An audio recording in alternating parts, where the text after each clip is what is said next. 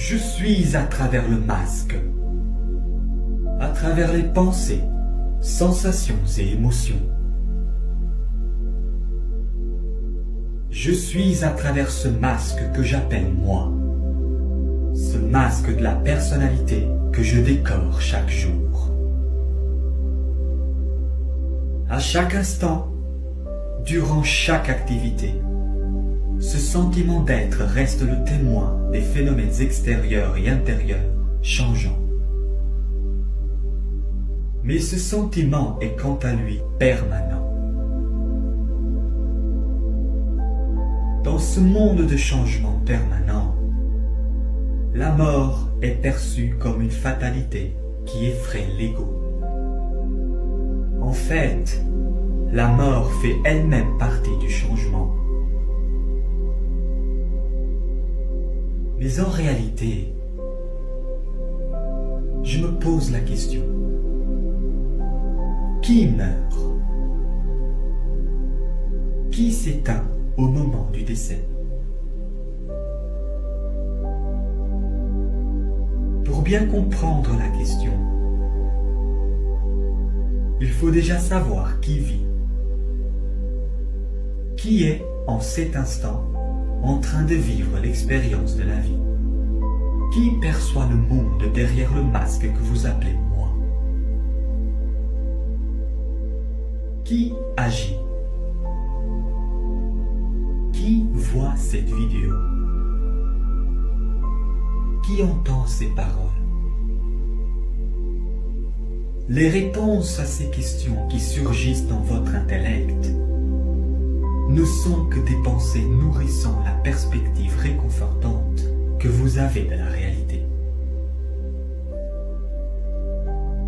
Les pensées sont comme des ombres qui détournent notre attention de la lumière. Comprenez bien la métaphore.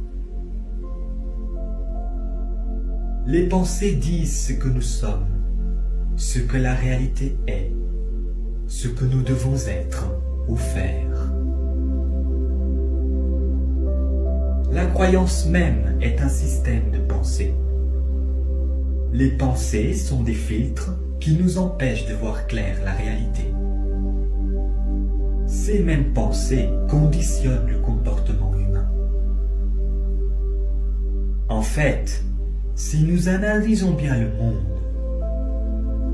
on se rend compte que tous les conflits sur Terre sont la résultante de pensées divergentes, pourtant animées par des besoins profonds et semblables. La paix, l'harmonie, le bien-être et l'élan de contribution.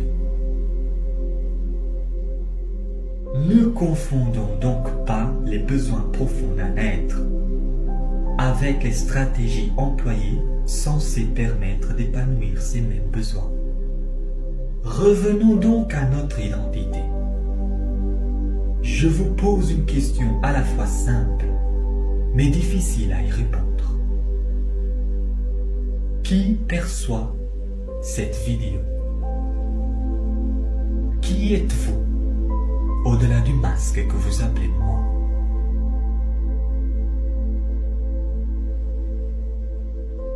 Observez maintenant les pensées qui prétendent avoir la réponse. Contemplez-les.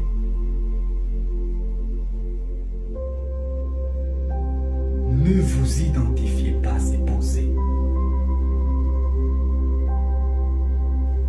Contemplez simplement ces pensées.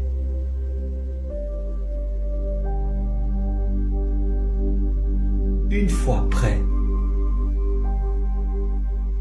tournez votre attention vers le sujet qui perçoit ces pensées. C'est comme faire un retournement des globes oculaires, se concentrant vers ce qu'il y a à l'arrière.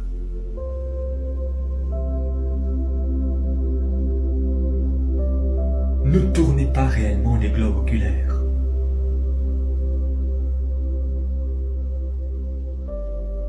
D'autres pensées, sensations et émotions feront surface. Observez-les. Ne vous identifiez pas. Tournez encore votre attention vers l'arrière, sans tourner la tête, sans réellement tourner le globe oculaire. Concentrez-vous vers la conscience qui perçoit les sensations, les pensées, les émotions. Ceci se passe dans une sorte d'arrière-plan, à l'arrière de vos yeux.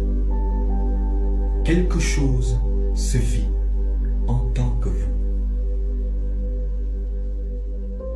Persistez.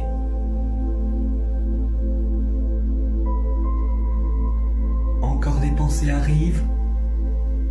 Tournez encore votre attention vers le sujet qui les perçoit. Persistez. Encore. Et encore. Ce que vous venez de faire, c'est de la méditation. C'est en explorant la vie, le monde, les divers savoirs et soi-même que l'on finit par découvrir qui nous sommes réellement. La vérité, c'est que vous n'êtes pas ce que vous pensez.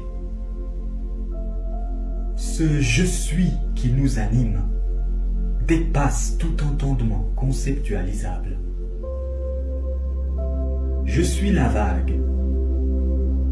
Le principe perçu comme transcendant est l'océan.